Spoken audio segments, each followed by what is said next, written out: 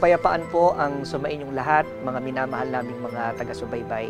Muli, kami nagpapasalamat sa patuloy niyong pakikinig ng mga aral na itinuturo dito sa programang Ang Kabanal-Banalan.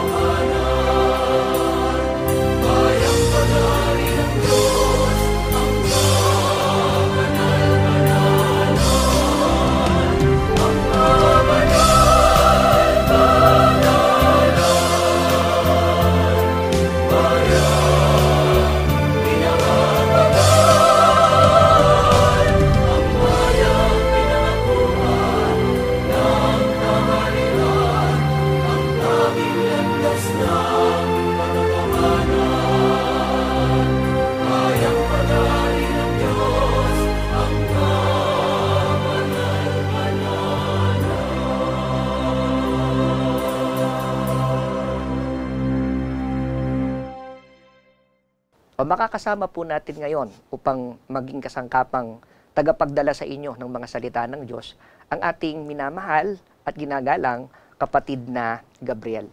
Magandang araw po sa inyong lahat at shalom o kapayapaan po sa lahat ng mga kapatid na nakasubaybay dito man sa Pilipinas at maging sa ibayong dagat.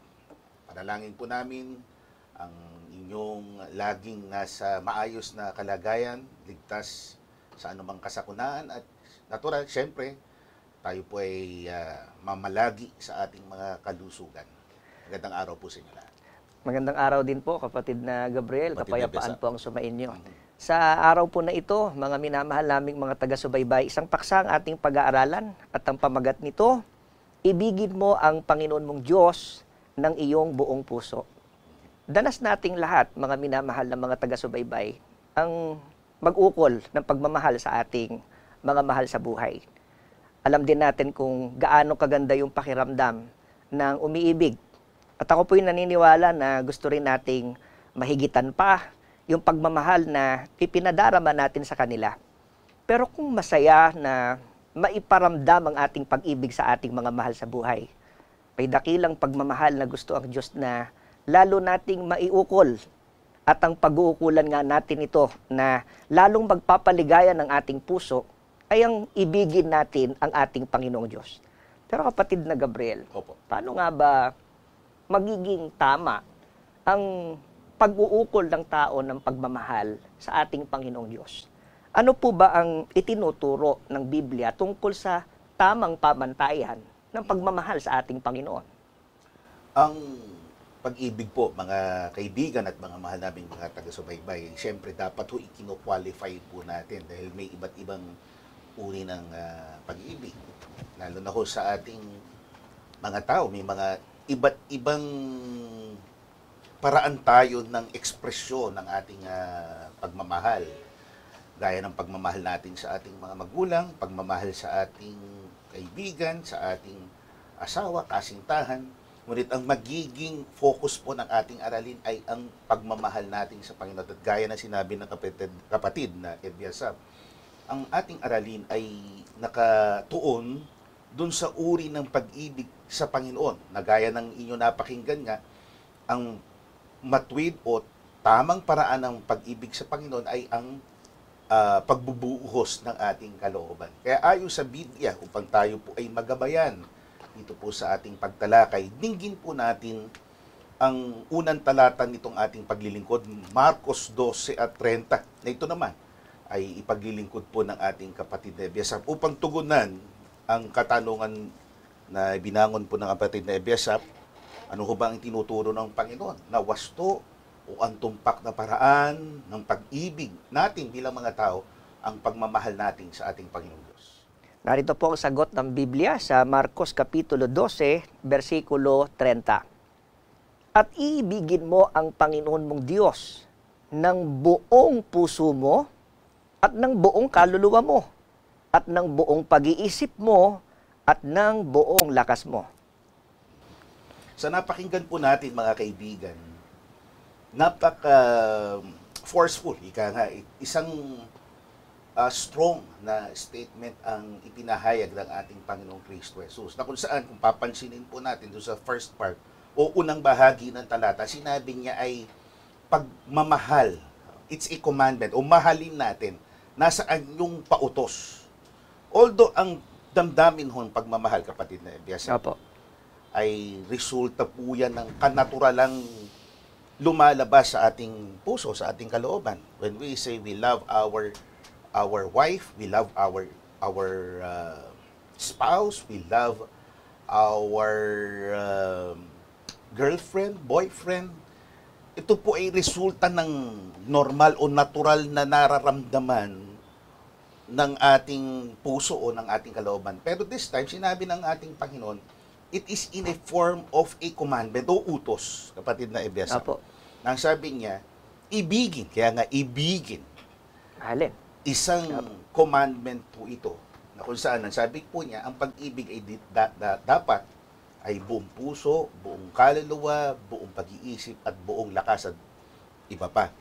Kung ating bibigyan diin ang pinanggalingan po ng talata, kapatid na Ebiasa, sa wikang Griego, yung pagmamahal na buong puso, yung salitang agapa o agape. Yung pagmamahal na ito ay galing po sa wikang Griego, o yung pagmamahal na sinasabing buong puso, yung sa wikang Griego na pinagmulan po nito ay yung salitang cardio. Pag narinig po natin yung salitang cardio, it refers to the heart. Kaya nga pagka ang espesyalista sa mga sakit sa puso, tawag ay cardiologist. Sa wikang Griego, yung cardio, it refers to the heart.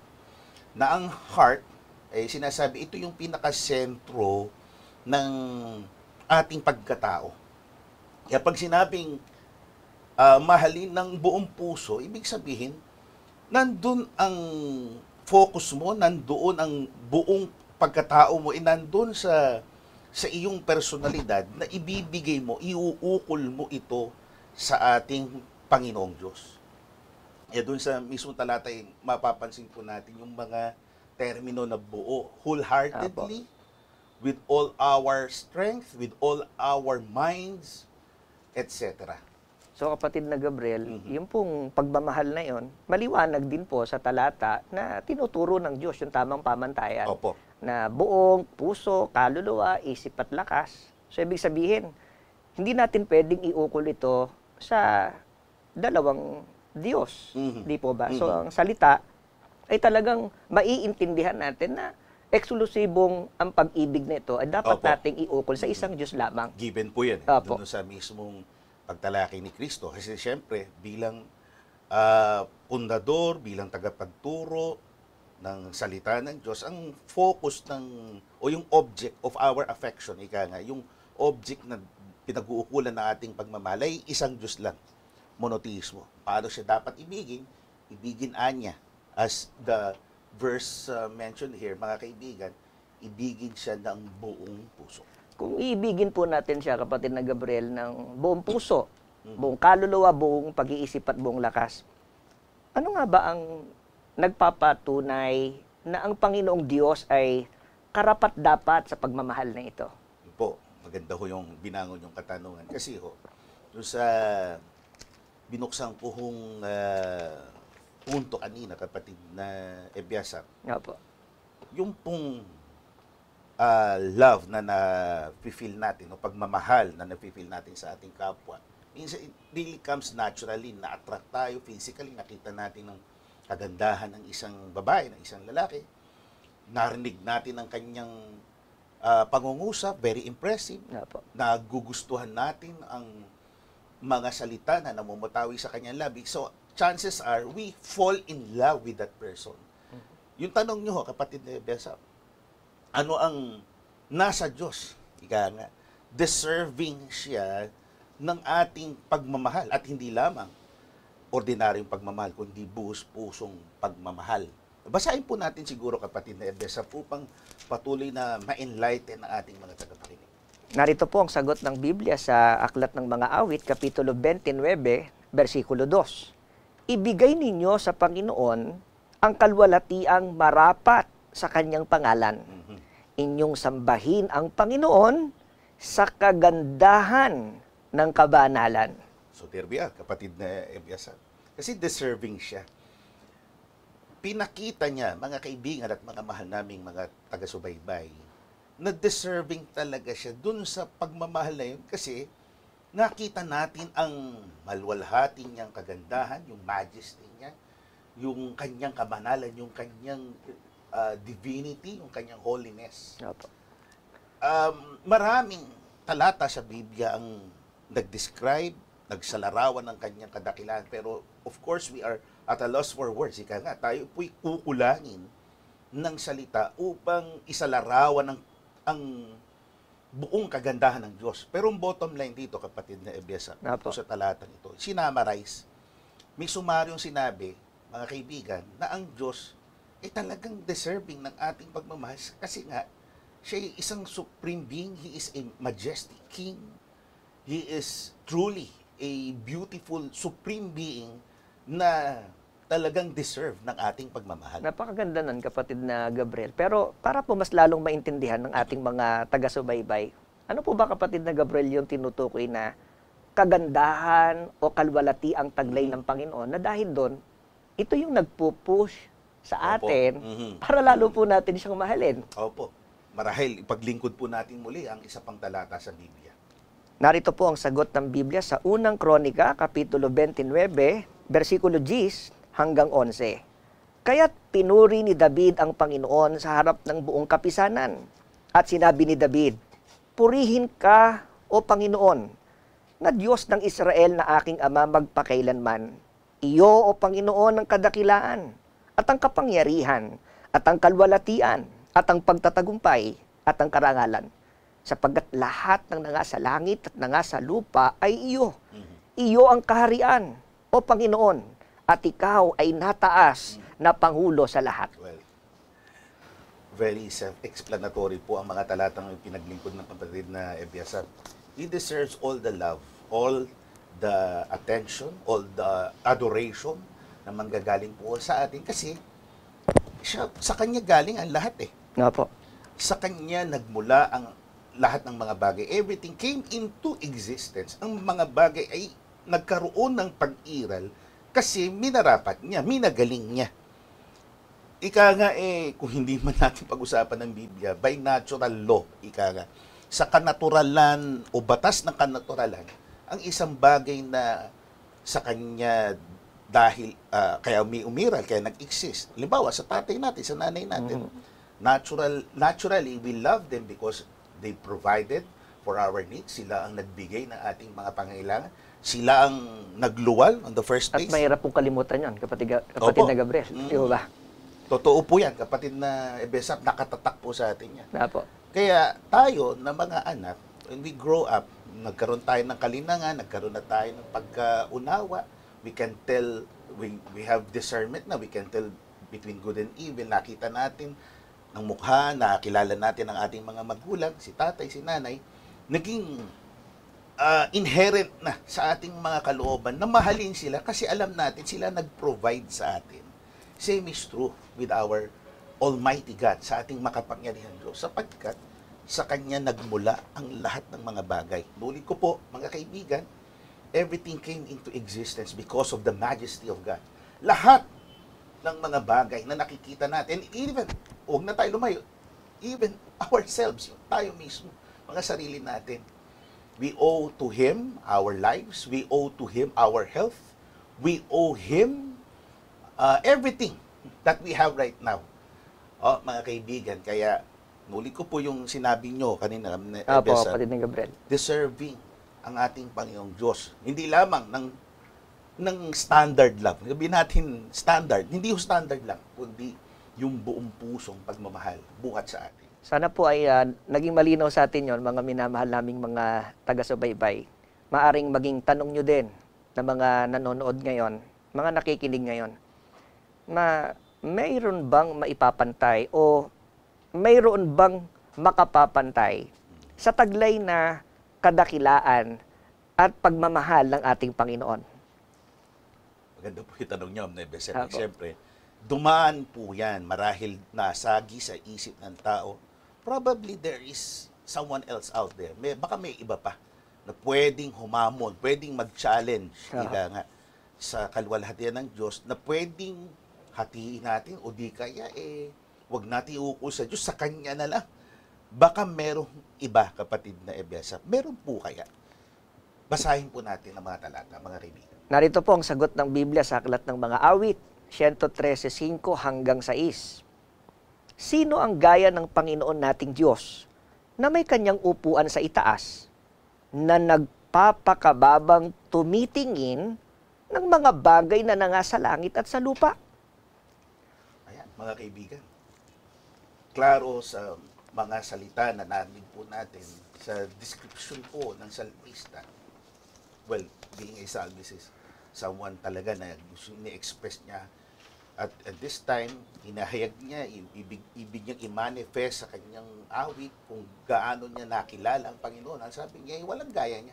There's no other God besides our mighty God. Walang ibang gaya niya na willing, sabi sa talata, willing na magpakababa. Na in spite of His supremacy, sa kabila ng kanyang kataasan, sa kabila ng kanyang pagiging talagang nakaluklok sa taas, willing siya na itabi ito, willing siya na hubarin ito, bagamat hindi niya talaga maaalis sa kanya yun. Ibig sabihin, hindi niya panghahawakan yun, all in the name of yung unang niyang inuukol na pagmamahal para sa atin. Kaya siya yung unang nag-uukol ng pagmamahal. Hindi dahil sa tayo ang unang nagmahal, kundi siya muna.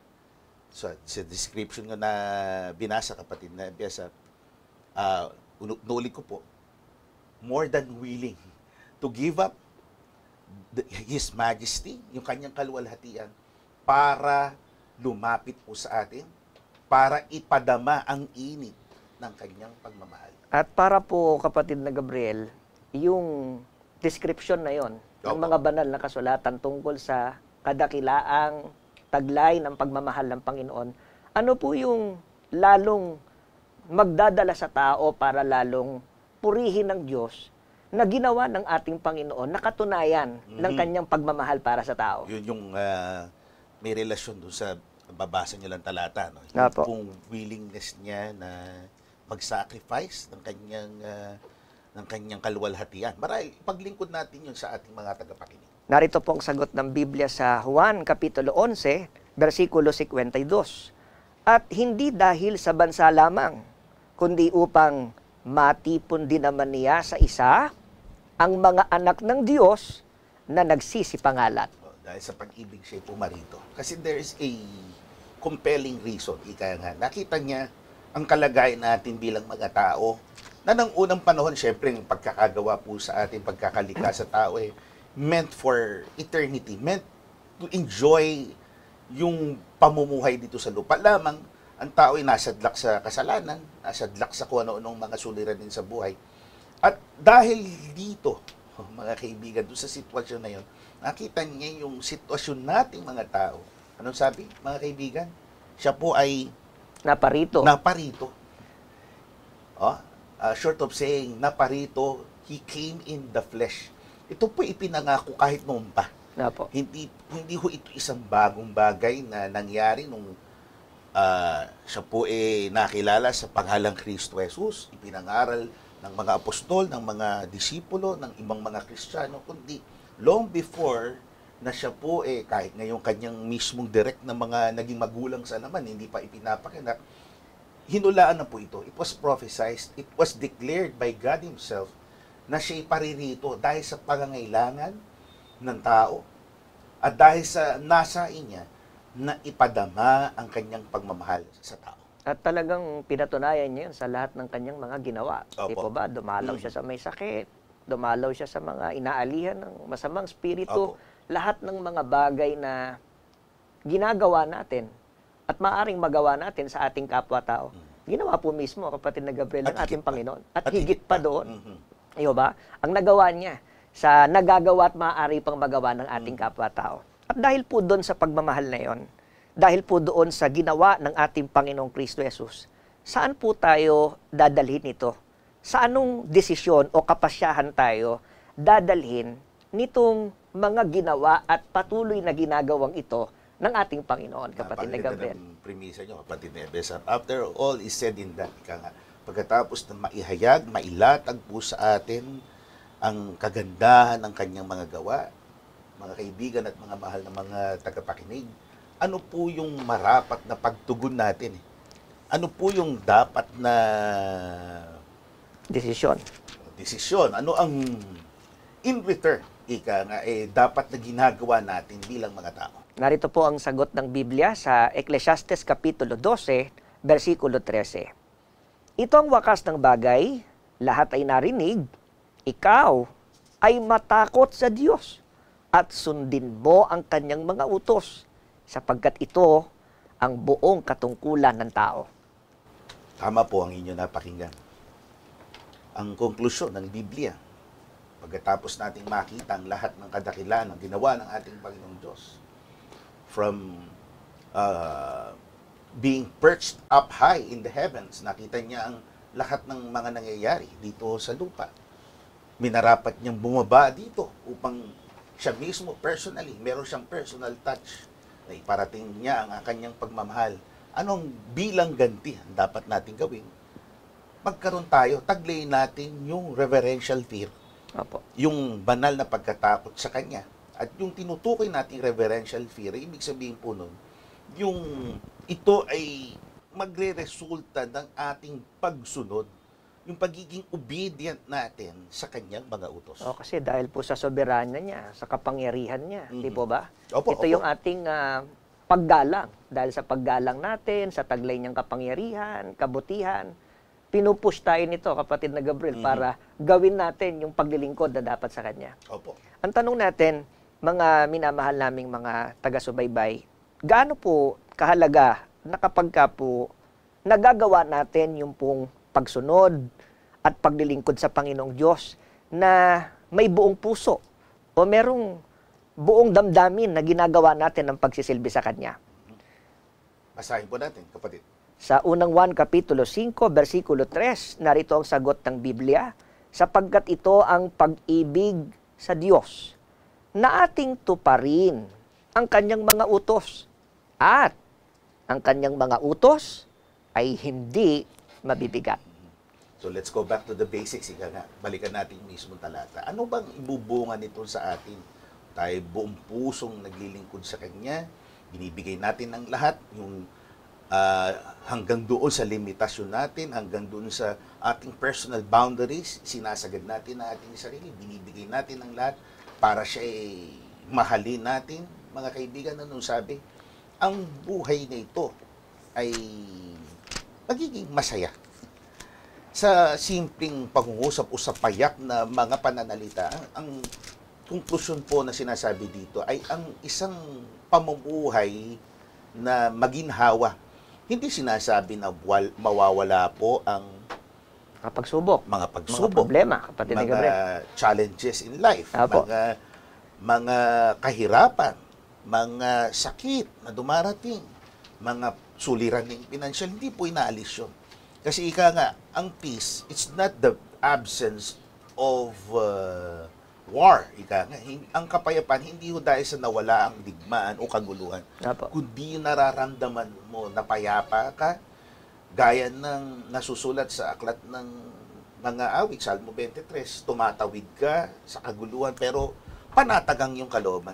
Same is true sa pamumuhay natin na naglilingkod tayo ng buos puso sa ating Panginoong Diyos, na sa kabila nga ng mga nangyayari sa ating kapaligiran, ibibigay sa atin ng Diyos yung kaginhawahan, ibibigay ng Diyos sa atin ang sagot sa lahat ng mga katanungan natin, ipagkakaloob ng Diyos ang remedyo, ang tugon sa lahat ng mga suliranin natin, at diringgin niya ang ating mga panalangin. Gaano po katotoo ang bagay na ito, kapatid na Gabriel, na kapag ka po sinunod natin yung mga utos ng Diyos ng may buong pagmamahal, Opo. Meron po itong hatid na kapayapaan, ginhawa, kasiyahan sa lahat ng ating mga gagawin. Opo. At yan po ay may garantiya ng Biblia. Basahin po natin sa Aklat ng Kawikaan. Narito po ang sagot ng Biblia sa Kawikaan 3:1 hanggang 2. Anak ko, huwag mong kalimutan ng aking kautusan, kundi ingatan ng iyong puso ang aking mga utos. Sapagkat karamihan ng mga araw at mga taon ng buhay at kapayapaan ay madadagdag sa iyo. Klaro, kapatid na Ebiasa. Na po. We've been through a lot of difficulties in life. Mga kasakunaan. Kamakailan lamang nakabalita tayo ng kaguluhan, kamatayan ng ilang mga kabataan, sinalakay ng isang teenager din na bumaril sa Estados Unidos. Sa Estados Unidos. Na po. Kamakailan lamang sariwa pa sa alaala ng buong mundo itong pandemya. At marami pang mga nangyayari at mangyayari pa. Pero ang garantiya ng Biblia, ang garantiya ng Diyos, kung tayo po, hindi sa tayo may kondisyon, hindi ho kondisyon to It's a matter of perspective na makita natin, ito'y bonus, ito'y pagpapala na ihahatid sa atin ng Diyos the moment that we devoted ourselves sa sandali na ibinigay natin, idiniboto natin ang ating mga sarili na siya'y mahalin, siya'y paglingkuran sa buong panahon ng ating pamumuhay, gaya ng sinabi ng kapatid na Ebesa sa pagbasa ng mga talata, kaginhawahan sa paglilingkod, if we remain firm, steadfast in the faith, nanatili tayo sa paglilingkod sa Kanya, ipakikita niya sa atin ang kaginhawaan sa paglilingkod na ito. No matter what happens, pagiginawahin niya ang ating paglilingkod. Hindi niya papayagan na magkaroon na ang balakid sa paglilingkod ay maging balakid talaga. Opo. Kundi ito'y magiging challenge lang sa ating pananampalataya. Pangalawa, syempre, ang kaginawaan sa buhay. Which brings us dun sa isang talatang natatandaan ko, kapatid na Ebiasap. Ang sabi din sa aklat ng mga awit, kailanman hindi ho pababayaan ang lingkod ni ang lahi man niya ay lumimos ng tinapay. Sa buhay na ito, mga kaibigan at mga mahal naming mga taga-subaybay, ang pagpapala ng Diyos ay limitless. Hindi ho natin masusukat ang pagmamahal, ang pagpapala ng Diyos sa atin. The moment that, as I've said a while ago, na nagdeboto nga tayo ng ating buhay, buhos puso, we really focused, we really give it all. Binigay natin ang ating buhay sa paglilingkod sa Kanya. And as Brother Ebiasap as mentioned a while ago, kaginhawahan sa paglilingkod at kaginhawahan sa buhay na ito. Nawa, tayo po ay napagpala sa munting mga salita na ito. Apo.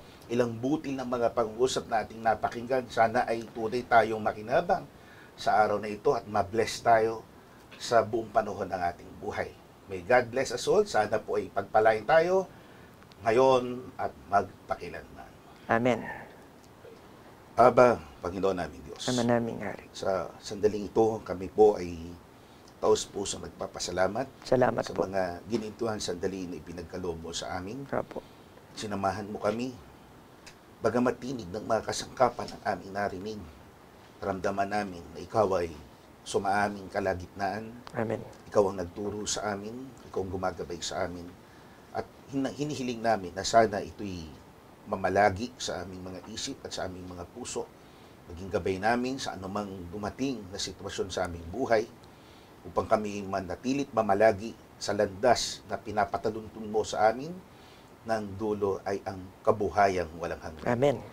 Palain mo ang lahat ng mga nagsisipakinig sa mga bagay nito, nawa ay tunay silang nakinabang at ang napunlang mga binhing ito ay sumibol sa kanilang mga puso at magbunga ito ng kabanalan para sa kanila matagpuan nila ang iyong tahanan sa makatwid, ang iyong kabanal-banalan iglesia. Amen.